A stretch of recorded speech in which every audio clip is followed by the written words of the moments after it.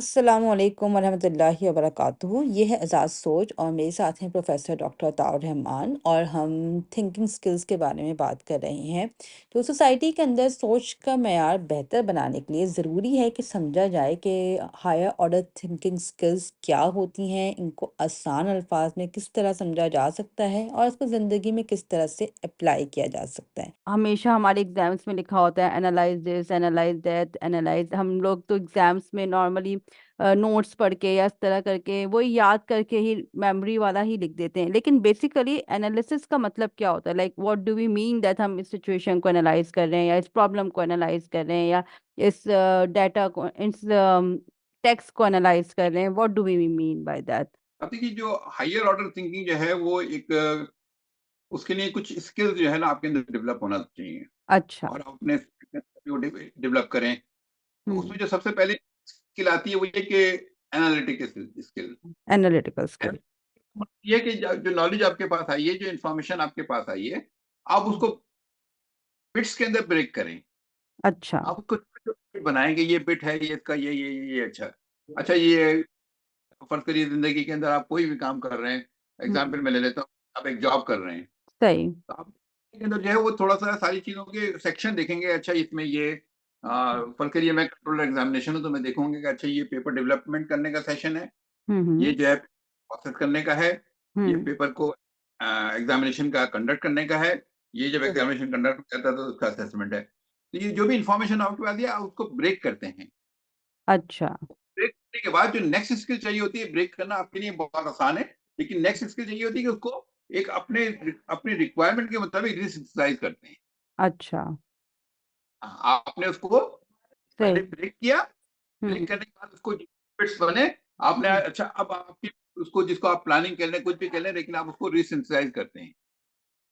चलिए हम इसको एज़ अ प्रॉब्लम लेके चलते हैं कि हमारा एक कोई ज़िंदगी का मसला लेते हैं कि हमारी कोई मोबाइल का हम एग्ज़ाम्पल लेके चलते हैं कि हम कोई मोबाइल ख़रीदना चाह रहे हैं, ठीक है?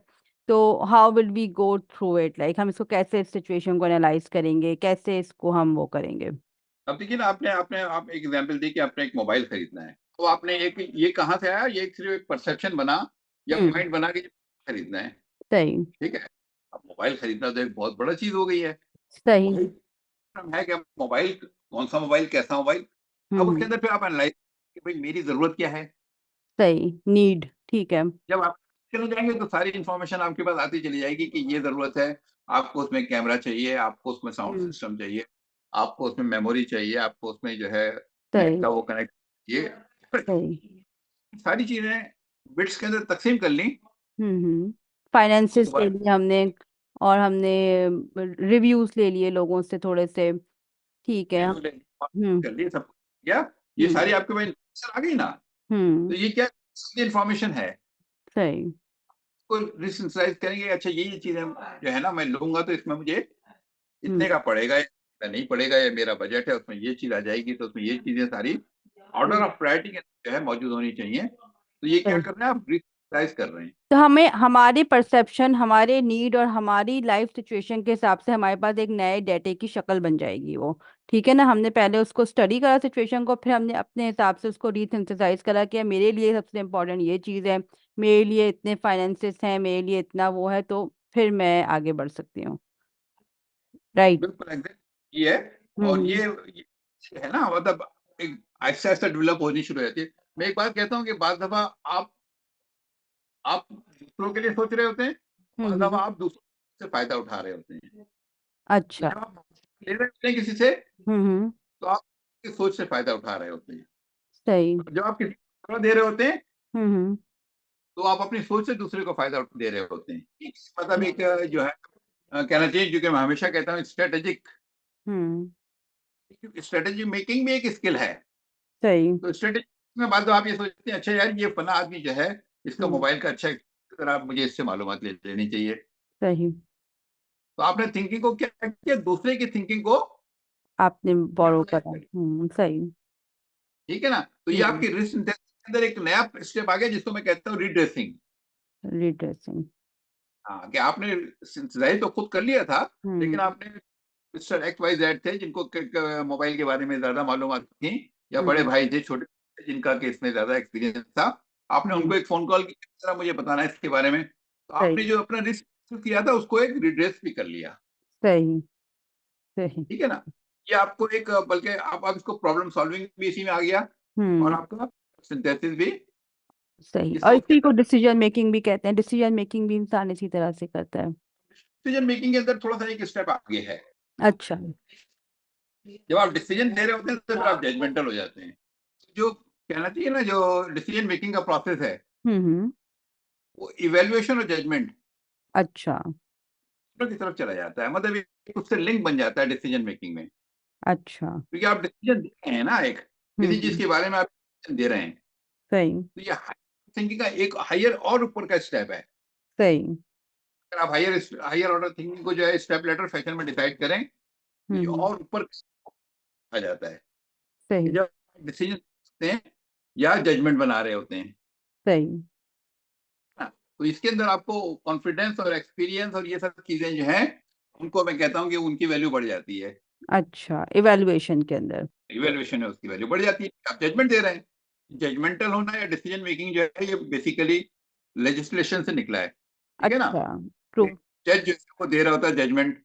हम्म। ठीक है ना? ये जज का काम है, वो एक पार्टी को सुनता है, वो दूसरी सही। पार्टी को सुनता है, वो उससे हम्म। भी सवाल करता है, उससे भी सवाल करता है। सही। अब उसके पास जो इंफॉर्मेशन आ रही है, हम्म। इंफॉर्मेशन को वो ब्रेक भी कर रहा है, रीब्रेक भी कर रहा है, उस पर फिर इंक्वायरी भी कर रहा है, क्वेस्ट भी आ जाती है इसके अंदर। ठीक सही। है ना? इंक्वायरी भी आ गई इसमें। सही। फिर वो उस प्रॉब्लम को सॉल्व करने की कोशिश करता है। सही। जब वो उसको प्रॉब्लम सॉल्व कर तमाम इंफॉर्मेशन के सामने रख के, उसमें से हम्म। कुछ इंफॉर्मेशन यूजलेस है, हम्म। उसको वो निकाल देता है। सही। डिस्क्रिमिनेशन भी इसमें आ गया। फिर सही। वो अपना ये, अच्छा अब वो क्या करता है, आपने मैं चूंकि कोर्टों से थोड़ा सा ताल्लुक रहा, कि वो बात दफा नोट्स भी ले रहा होता है जब आप बोल रहे होते हैं, तो वो हम्म। थोड़े छोटे छोटे नोट्स भी ले रहा होता सही। है। तो ये भी आप अपनी जिंदगी में ले, जॉट अच्छा। Down your thoughts, hmm. Jot down your thoughts, और फिर जो है आप जब वो सारी चीज आ जाती है तो फिर आप जजमेंटल हो जाते हैं।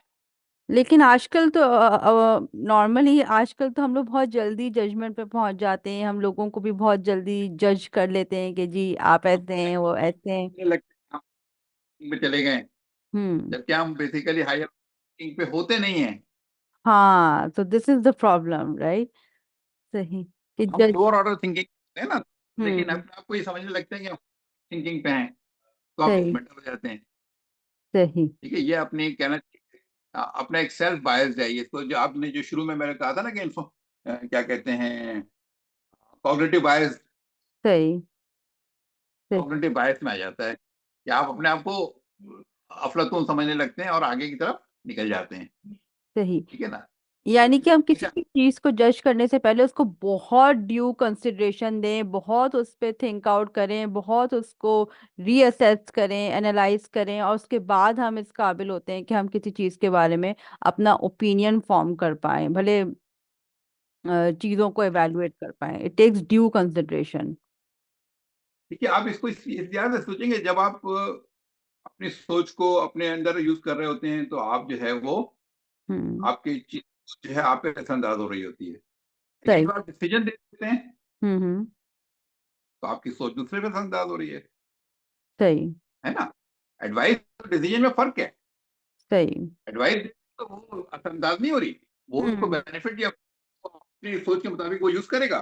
सही। अगर उसको अच्छा अच्छी लगेगी वो यूज करेगा, हम्म।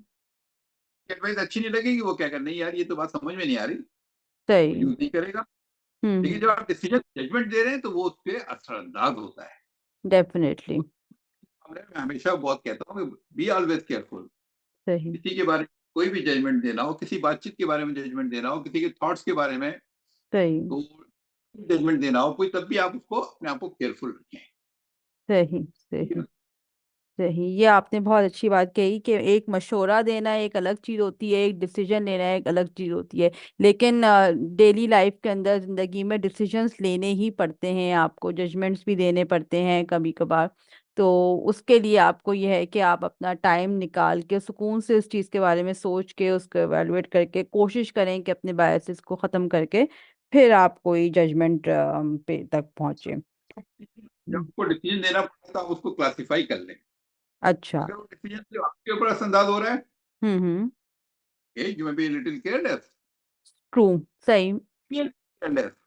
हम्म। लेकिन अगर डिसीजन दूसरों पे असरअंदाज हो रहा है, फॉर एग्जाम्पल आपके बच्चों पे असरअंदाज हो रहा है, सही। आपके कुलीग्स पे असरअंदाज हो रहा है, फॉर एग्जाम्पल आपकी फैमिली पे असरअंदाज हो रहा है, हम्म। Be very careful. सही। इसी जो हायर ऑर्डर थिंकिंग था, उसका हम्म। नेक्स्ट स्टेज, जो आखिरी स्टेज है, जिसको कि मैं कहता हूँ कि लास्ट स्टेज है ये, वो क्रिएटिविटी है। सही।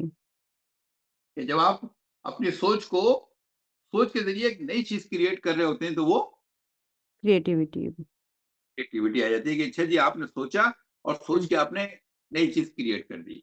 सही। आपके सोशल मीडिया के प्रोग्राम्स हैं, हम्म। सोशल मीडिया वो है, फेसबुक है, हम्म। गूगल है, यूट्यूब है, ये इन्हें क्रिएट किए ना, सही, किसी ने इस बारे में सोचा और नया आइडिया लेके आए और क्रिएट करें। क्रिएट सही। किया। ठीक है, अब वो क्रिएटिविटी का इम्पैक्ट जो है बहुत ज्यादा है। सही। ये ना, आप ये सोचेंगे, ये किसी ने जो भी उसका फायदा है नुकसान, वो एक अलग चीज है, मैं ये नहीं कहता हम्म। कि कौन सी चीज फायदा कौन सी चीज नुकसानदेह है, आई एम नॉट जजमेंटल, लेकिन हम्म। ये कि उसने एक किया है सही। और किसी क्रिएट ने। मिल गया है। हम्म। जब आप क्रिएट कर रहे होते हैं कोई चीज, तो उसका इम्पैक्ट है दूर दूर तक जाता है। मेरे ख्याल में जितनी हायर ऑर्डर थिंकिंग होती है उतना ज्यादा उसका इम्पैक्ट भी ज्यादा होता है सोसाइटी पे, माशरे के ऊपर, आसपास के लोगों के। का impact जो है वो हायर ऑर्डर थिंकिंग की तरफ सबसे ज्यादा चला जाता है। वो हम्म। आपके ऊपर भी असर करता है, आपको फायदा भी पहुंचाता है, सही। किसी को भी फायदा पहुंचाता है। सही। तो यानी कि हम एज अ सोसाइटी अगर और प्रोडक्टिव होना चाहते हैं और वो होना चाहते हैं तो हमें अपनी सोसाइटी के अंदर ये सोच के मेयार को हायर ऑर्डर थिंकिंग स्किल्स की तरफ लेके जाना पड़ेगा। तो बीच में एक बात आई थी डिसीजन मेकिंग के लिए, तो आप डिसीजन टेकिंग के लिए क्या रेकमेंड करेंगे? कुछ प्रैक्टिकल टिप्स जो लोग सुने तो उनको हेल्प करे कि जब वो फैसला कर रहे हो तो उनको आसानी हो। Any recommendations for that? देखिए, मैं हमेशा एक रिकमेंड करता हूँ सबको कि जब हम्म। भी आप कोई डिसीजन लेने जाते हैं, हम्म। जो कि आप सोचते हैं कि ये डिसीजन जो है वो कोई वाइड स्पेक्ट्रम रखता है, या इसके हम्म। कुछ बहुत ज्यादा हैं, तो उसके अंदर फिर आप उसको कहना चाहिए कि स्वॉट एनालिसिस का स्वॉट करें। एनालिसिस करते हैं। ठीक है ना, सही। स्वॉट एनालिसिस है, उसमें देखेंगे आपकी डिसीजन के अंदर स्ट्रेंथ क्या है, आपकी हम्म। वीकनेस है, आपको अपॉर्चुनिटी क्या मिलेंगी, आपको थ्रेट्स क्या मिलेंगी। सही। ठीक है, आपका पहला स्टेज आता है कि आप फिर जो आप स्वॉट एनालिसिस कर लेते हैं, तो फिर हम्म। आपकी थोड़ी सी क्रिएटिविटी या उस प्रॉब्लम सॉल्विंग उसके अंदर और आगे बढ़ती है। अब फिर आप सोचते हैं कि अच्छा, फिर आप अपने आप से सवाल करते हैं कि मैं अपनी वीकनेस को स्ट्रेंथ कैसे बना सकता हूँ। ठीक है ना, थ्रेट को जो है मैं अपॉर्चुनिटी में कैसे कन्वर्ट कर सकता हूँ। ठीक है सही। ना, इसके लिए और थोड़े से हायर ऑर्डर थिंकिंग चाहिए होती है। आप हम्म। जब सोच, तो फिर आपको आगे निकल जाते हैं कि सही। अच्छा, मैं इसको ऐसा करूंगा तो ये मेरी वीकनेस है, जो स्वॉट एनालिसिस में आ रही है, लेकिन ये वीकनेस मेरी स्ट्रेंथ बन जाएगी, हम्म। या वीकनेस दूंगा मैं। डिसीजन मेकिंग के अंदर कुछ चीजें ऐसी होती हैं जो कि अनइंटेंशनल हैं, हम्म। ऑटोमेटिक फेज के अंदर होती हैं, आप उसको डिसीजन मेकिंग की तरफ ले जाते हैं। सही। एक है इंटेंशनल, कि जहां आप अपने दिमाग का इस्तेमाल इंटेंशन के तहत कर रहे हैं। अच्छा। हाँ, आप कहते हैं कि अच्छा ये तो ठीक है चीज़ है, लेकिन हम्म। मेरा ख़्याल है कि मुझे इस पे और तफ़सीली गौर-व-फ़ौज़ कर लेना चाहिए। हम्म। जब आप ये तफ़सीली गौर-व-फ़ौज़ पे जाते हैं, तो वो मैं उसको कहता हूँ कि अब उसको आप स्पॉट पे ले जाएँ। अच्छा। वरना नॉर्मली स्पॉट आप अप्लाई नहीं करते हैं, मैं एग्री करता हूँ कि हम्म। आप हर चीज़ के अंदर लेके अप्लाई नहीं करने बैठ जाते। हम्म। लेकिन अगर आप डिसीज़न जो है उसका इम्पैक्ट बहुत ज़्यादा है, या हम्म। उसके आप देख रहे हैं कि इसके बहुत असरात हो सकते हैं, या बहुत इम्पोर्टेंट है, हम्म। प्रायोरिटी में आ रहा है ये, हम्म। फिर आप उसको सही। इंटेंशनल को करना पड़ता है आपको। क्या सही। आप अनइंटेंशनल उसको नहीं जाने देते कि भाई ठीक है, एक अनकॉन्शियसली चीज चल रही है, सोच रहे हैं, तो बहुत हम्म। सारी चीजें जो अनकॉन्शियसली हम हम्म। उसको डिसाइड कर लेते हैं, लेकिन पैराडाइम शिफ्ट हो जाता है ना। हम्म। तो वो एक फिजिशियन है, हम्म। और वो फिजिशियन है, वो जैसे ही आप बयान करते हैं वो आपकी डिजीज पे पहुंच जाता है। सही। वही चीज आप जो है एक नए लर्नर से कहें, तो नया लर्नर जो है उसको डिजीज को जो है बैठेगा, वो आपको बताएंगे उसको बड़ी कॉन्शियस खांसी है, एफर्ट लगानी पड़ती है। सही। पड़ लगा। हम्म। सही। तो वो उसके लिए जो एफर्ट लगा रहा है, वो हायर ऑर्डर थिंकिंग बन गई। हम्म। एक्सपर्ट है, उसके लिए वो एक लोअर ऑर्डर थिंकिंग है। सही, उसने कहा अच्छा नज़ला, जुकाम, खाँसी 3 चीज़ें, अच्छा ये इसकी बीमारी है और ये इसका इलाज है। सही, मैं आपको 3 के अंदर वो कर दिया। सही। लेकिन जो लड़का है वो आपकी हिस्ट्री जो लेने जा रहा है, वो आपकी हिस्ट्री ले रहा है, सब कुछ कर रहा है, सवाल कर रहा है, जवाब एग्ज़ामिनेशन कर रहा है। हुँ, वो 25-30 मिनट ज़्यादा लगाएगा। सही। वो शेयर ऑर्डर थिंकिंग पे ले जा रहा है। हुँ, ठीक है? तो ये एक ऐसा एक्सपर्टाइज़ के तहत जो है वो थिंकिंग का लेवल जो है, कॉग्निटिव लेवल जो है बढ़ जाए। ऑटोमैटिकली चेंज हो जाता है। सही, जो दूसरे की प्रॉब्लम सॉल्विंग है या हायर ऑर्डर थिंकिंग है या उसमें उसको हुँ, रीज़निंग चाहिए, वहाँ पे एक्सपर्ट को ये चीज़ें नहीं चाहिए।